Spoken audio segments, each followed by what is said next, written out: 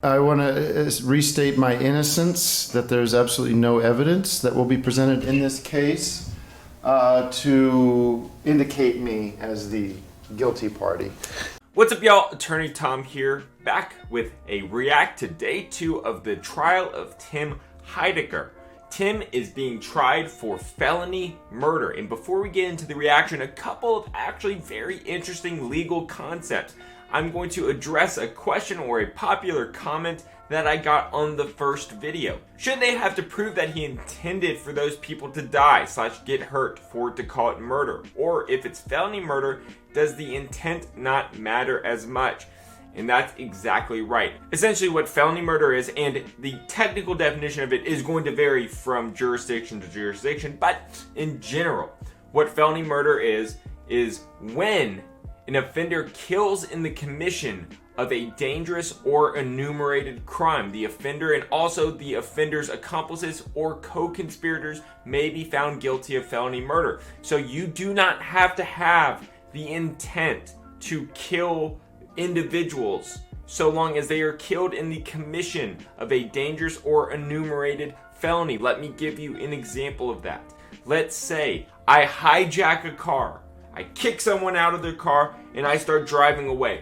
And there's a huge police chase behind me. Dozens of police vehicles following me, and I'm in a high-speed pursuit weaving through the freeway.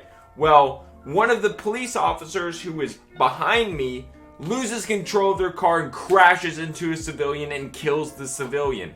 I did not kill the civilian. I did not run over them. I did not intend to run over them. But I created a dangerous situation in which it was foreseeable that somebody could get hurt. So I could be charged for felony murder. This is the same concept here. Tim Heidecker was running a music festival. This music festival was not permitted. It was not allowed, okay? On top of that, he was distributing vape pens with crazy illegal substances in them. They were unregulated vape pens. And more so than that, the premise was just overall dangerous.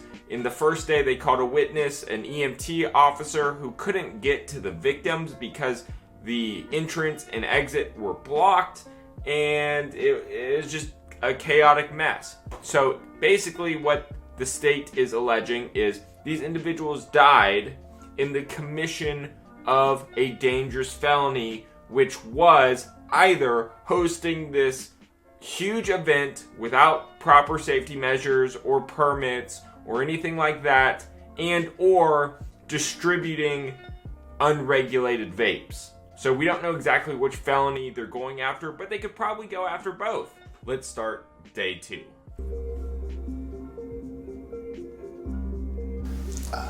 I feel like I'm the best person for this job. I can be able to represent myself. Mr. Heidecker, I must advise you. There are many risks involved. I understand. There was no way I was going to continue with Mark. And I think this is the best course of action. So unless I would like to proceed with my own defense. It's my right. Again. All right, so as we recall from day 1, Tim did not get along with his criminal defense lawyer. So the very first thing we see in the day 2 trial is Tim announcing he is going pro se. And actually, this whole trial is fairly realistic. So a judge would very much discourage somebody from going pro se. As you saw, the judge was telling Mr. Heidecker to reconsider what he was doing. Going pro se is never a good idea. A popular comment I get on my channel is, hey Tom, if you ever needed a lawyer, would you just hire yourself? And the answer to that is no. There's a saying, a lawyer who hires himself has a fool for a client. Never hire yourself, never go pro se unless you want to lose. I wish Tim the best of luck. Let's see how this turns out. I want to restate my innocence, that there's absolutely no evidence that will be presented in this case to indicate me as the guilty party. let us just remember that I am a father. I'm actually a widower of I have a son who passed away. So I don't know if that's a widow, whatever that is. But he also went at the hand of this Dr. Sanchez. So we already have the murderer sort of in our midst, in our grasp. But Christopher Delgado is important to me. They're all important to me. We just set that back, strike that. We're all important. Just because you say strike that doesn't mean it gets struck. And by the way, hold on. How is Tim giving an opening statement? Opening statements were done yesterday in day one. Just because you go pro se in the middle of a trial doesn't mean you get to restart the whole thing. The defense already gave their opening statement, and the prosecution has already started their case in chief. We already heard from a couple witnesses. So boom, there's something that is unrealistic. Look at that, providing educational content to y'all. Tim's not doing a great job so far. Especially these 20. But Chris haunts me. Oh, I remember him. That's Chris Delgado. I had met Chris before the show, and he had come up to me. And he said, listen, I'm really excited about the show, and I'm excited to be here, but, and this is going to haunt me probably till the day I die. He said, if anything should happen to me today, and, I hope it doesn't, I want you to know, I want the world to know, I want San Bernardino, everybody to know that he said to me, you didn't do anything wrong today. You didn't cause any trouble. And that's, what a prophecy, right? Because how would he know that something bad would happen? Of course, Chris and the Delgado family have been wonderful. They've been very supportive. Objection, Your Honor, stating a conclusion.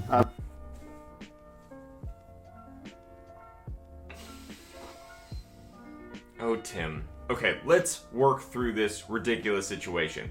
Even if Tim got a second bite at the apple and got to redo his opening statement. An opening statement is not evidence. You're basically telling the jury what you believe the evidence will show. Usually opening statements start with, ladies and gentlemen of the jury, we believe the evidence will show the following. And then you proceed to tell the jury what you're going to introduce at trial. What Tim is saying is that a victim told him that he should not be guilty of anything if anything were to happen, which is just a crazy, crazy coincidence. Couple issues with that. First of all, Tim is the only one with first-hand knowledge or recollection of what somebody told him, and because the victim died, they can't call that victim to the stand. So it would be an exception to hearsay for that to be brought into evidence. The only problem with that is, in order for that to be brought into evidence, Tim himself would have to testify. And like I told you in the first video, 99.99999% of the time, defendants should never testify, even if you're innocent, because a prosecutorial mind or questioning can make anybody seem guilty. That is why the Fifth Amendment exists. It is literally a super strong protection, and a jury cannot consider whether or not a defendant testifies as an admission or omission or whatever as a sign of guilt. On top of all of that, even if the victim decided and told Tim that he did nothing wrong, that does not mean he gets excused. The state is the one who charges crimes. If I go out and kill someone and that person right in their dying breath says, hey, I forgive you, don't prosecute this man, the state can still prosecute me. It's not for the victim to decide. Let's keep going. I can't object during an opening statement, but... Actually, he can. Okay. Please proceed. Under the... You can object in an opening statement. It's generally not advisable, but if a opposing counsel is being ridiculous, then you can object. But it's normally not done. You really have to cross the line in order for somebody to object during your opening statement. This circumstance, okay. Things up. What we have now is the opportunity to put this all behind us. No one's coming back. These kids aren't coming back. I got news for you. I got news for the parents. Nobody's coming back. Okay? They're gone. What happened, happened. But now, I'm trying to get the Tom Cruise Memorial Foundation, Arts Foundation, funding the Electric Sun 20 Music Foundation, okay? And my funds have frozen because of the charges against me. So I'm in a position now where I can't even give back to this wonderful community. I can't get the partnership with Guitar Center going where we're giving out gift certificates to underprivileged kids so that we can get them getting laptops and them making beats. And then What was in the vape pens that you guys gave away? Just Chinese herbs that Tim and I pulled together a pretty powerful formula that used herbs that have been proven for thousands of years, and we got rid of some things that were trouble in the past, and we used some Cordyceps sinensis, which is a fungus that grows high up in the mountains of Nepal. And it's when a spore comes and lands on the head of a caterpillar, and it kills the caterpillar and uses all the material in the caterpillar as fuel to grow the fungus. And that has spiritual properties that just open people to see their potential. Oh, okay. So just anybody who came up and gave you the money, you handed them a vape pen, is that right?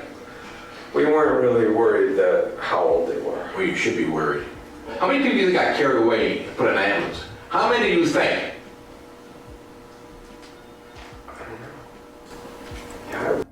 So this is Dr. Sanchez. This is the individual who they allege was Tim's co-conspirator.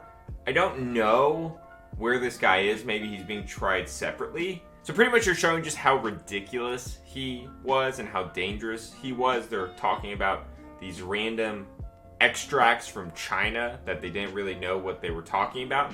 And he is painting an association with Tim.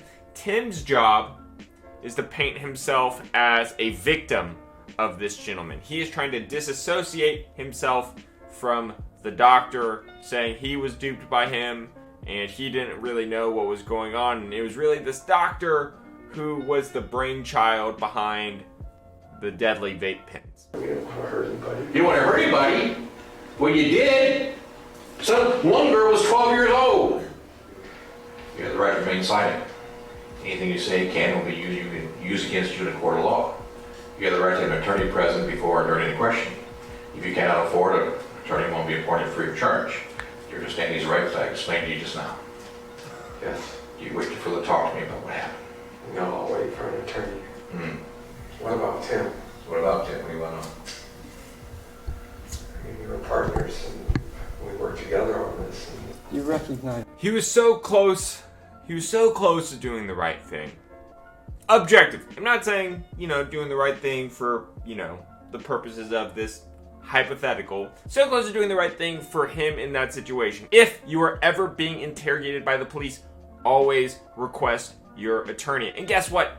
The police are not going to stop you if you are making a mistake. Right here. Gotta go back just a little bit. No, I'll wait for an attorney. He says he'll wait for an attorney. Boom, right there, should have zipped it. Then he starts opening his mouth. What about Tim? What about Tim? What do you want to know? I mean, we were partners and we worked together on this. That's not good for Tim. That little "we were partners, we worked together on this." Not good for Tim. you recognize this document. Yes, this is a invoice from a chemical company in Shanghai that was invoiced, sent to and signed by Tim Heidecker. Okay, what was the name of that company in Shanghai? Purchase was of 5 kilograms of a chemical called DMMA 1.3 dimethylamine, also known as methylhexadenine. Methylhexadenine. Yes. Quite a tongue twister there. Yes, it is. Objection. A tongue twister? Is it a tongue twister? Is it officially a tongue twister? Overruled.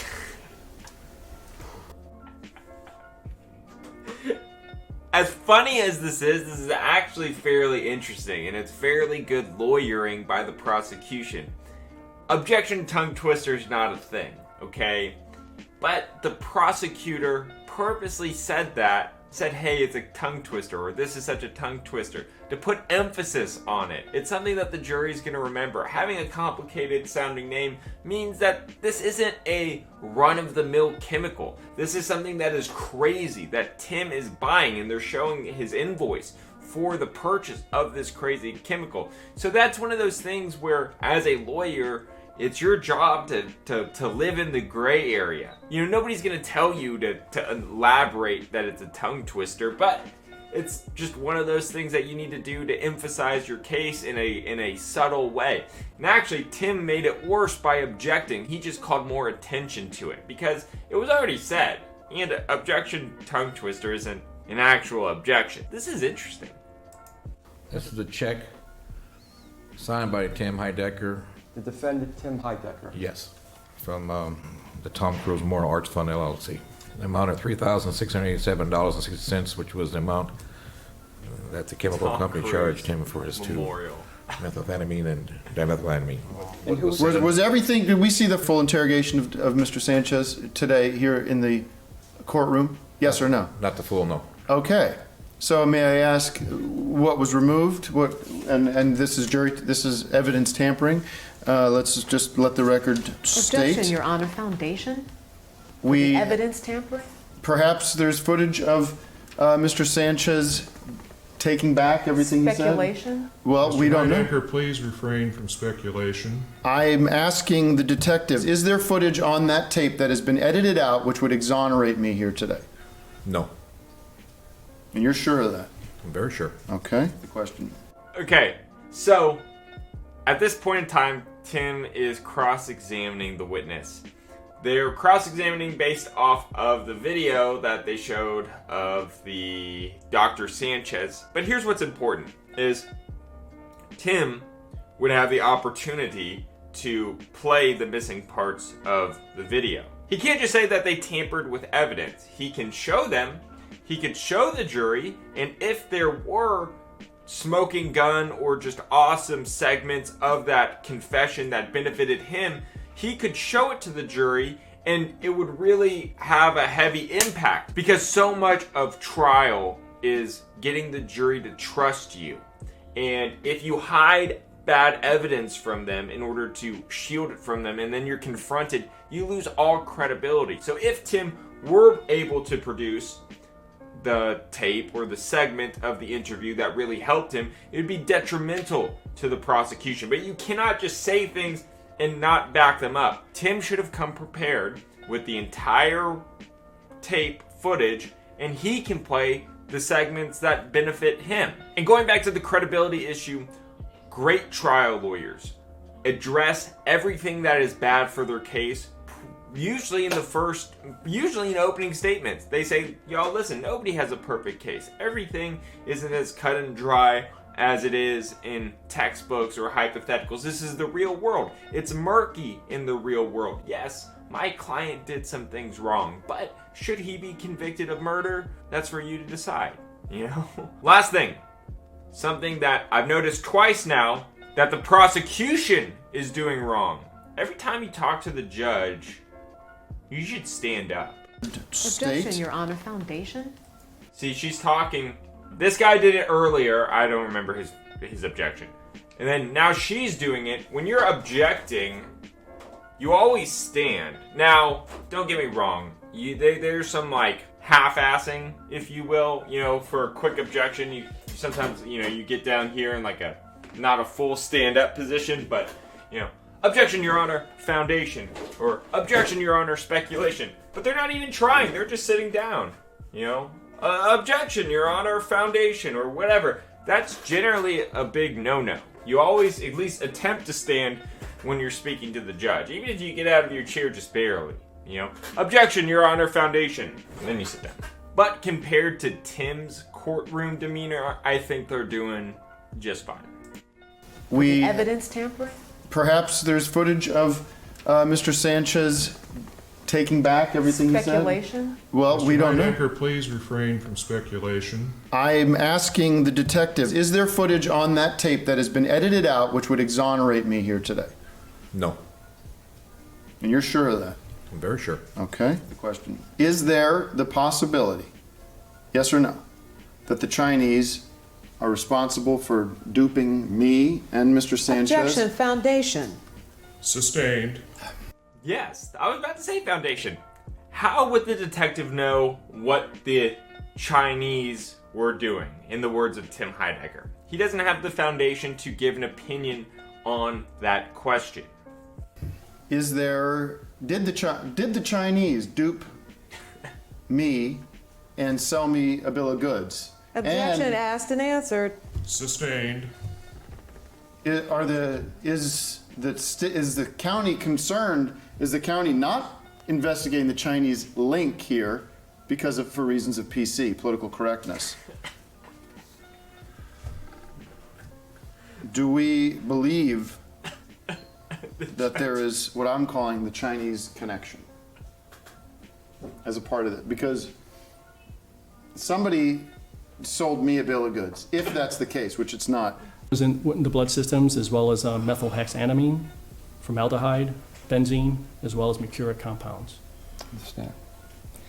And were these chemicals found in the bloodstream of all 20 victims? Yes, most. Is it common to use a paper test if you're testing chemicals? For example, if the court will allow, I take a piece of paper and I don't know. Let's say I have a cup of coffee. This is coffee. See that? Jerry can see. This is just brewed coffee here from the courthouse. And say I dip it in like this. Is that going to make a chemical reaction? Is that going to tell me anything that I need to know about the chemical makeup of this coffee? For example, is that going to tell me if this is caffeinated or decaffeinated coffee? Because, look it changes the color, but not much.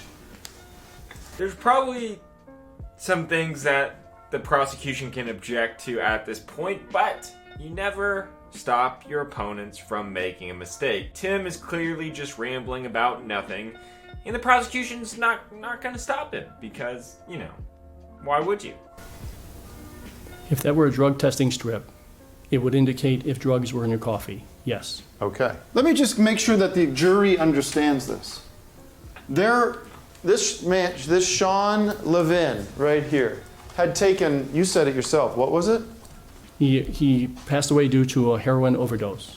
Passed away due to a heroin overdose. So is it fair to get this off?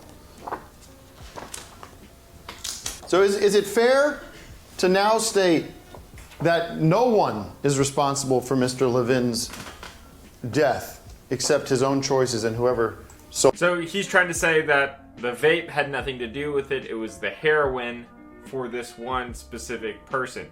But the medical examiner already said that the chemicals were found in every single one of those 20 victims. Sold him the heroin that he ingested before coming to my festival. Sir, I'm just here to give you the toxicology report. Can you just answer my question? I just did. Objection, badgering the witness. Sustained. Well, we can all agree that Sean Levin does not belong on the board. And Mr. Turkington, can you just tell us a little bit about your background? Yeah, I co-host and sort of the resident expert on a show called On Cinema at the Cinema. Objection. He is not a host. He's a guest. Well, co-host and resident expert. And Overruled. You will have the opportunity to cross-examine Mr. Heidecker. Fair enough. He's committing perjury is my only... Mr. And then I play Turkington, the how master many of codes on episodes have Decker. you... Did Tim Heidecker ever appear on Cinema at the Cinema with Luther Sanchez?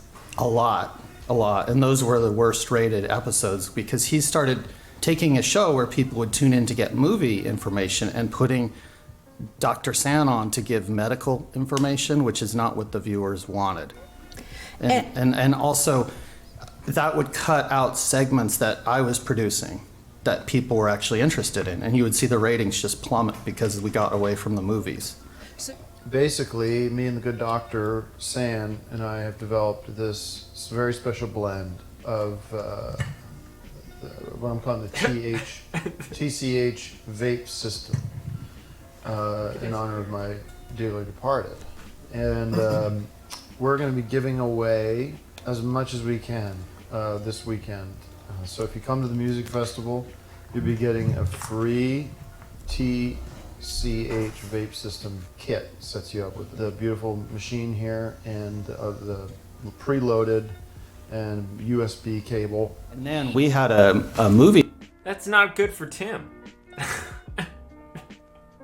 They literally have a video of him just saying he's gonna give it away to everybody. Oh man. Theater that I was curating and programming and managing and doing everything. And he would come in and take the money out of the cash register to get more drugs or whatever. And then he eventually burned the theater down, which you probably saw in the news locally in Victorville. And he burned it down to get more insurance money. It was a case of arson. We had a Meg Ryan festival. And you don't have any formal degrees from I think film. Excuse me. In the Guinness Book of World Records is pretty formal. Objection, Your Honor. He asked the witness a question the witness is trying to answer. He's interrupting me, Your Honor. Please allow the witness to answer the question. I am trying. Mr. Heidecker. Mr. Sisnick, I'm trying to ask him a question. He interrupted me. That's on the record. I was answering. Well, can I restate Mr. the Heidecker, question? you asked one question. He was in the process of responding to that question, and you asked another question. Okay. That's actually an objection. Compound question. Generally in cross-examination, you're going to direct or lead the witness into yes and no questions. So you can't ask them multiple questions. You know, there could be multiple answers. Compound question. It's an objection. Don't call the judge Mr. or Mrs. It's Your Honor. The judge is going to get upset. Tim's going to get thrown in jail for contempt, I think. Okay, I retract. Remember my comments about decorum? Yes, sir. Yes, sir. Okay. Well, I will be calling Mr. Turkington during my time to present evidence because I have more stories to tell. As is your privilege. There's some stuff you need to know about him that will, believe me. There's no better time to dismantle the credibility of a witness than during cross-examination. So Tim really, I think, missed an opportunity if he has evidence for this individual. Okay, that's it for today's video. That was day 2 of the trial of Tim Heidecker. There's day 3, and there's day 4, and maybe even a day 5, I don't know. So we're gonna continue with this series. This is actually pretty cool because it's the most realistic show I've ever seen with respect to the actual trial process. And it's kind of funny. I'm actually enjoying this. Alright y'all, thank you so much. Make sure you hit that like button. It does me a huge favor. Pushes this video out so more people can see it. And consider subscribing to this community if you want to join. We are growing like crazy. I think we just passed 312,000 subscribers. Alright y'all, talk to you later. Bye.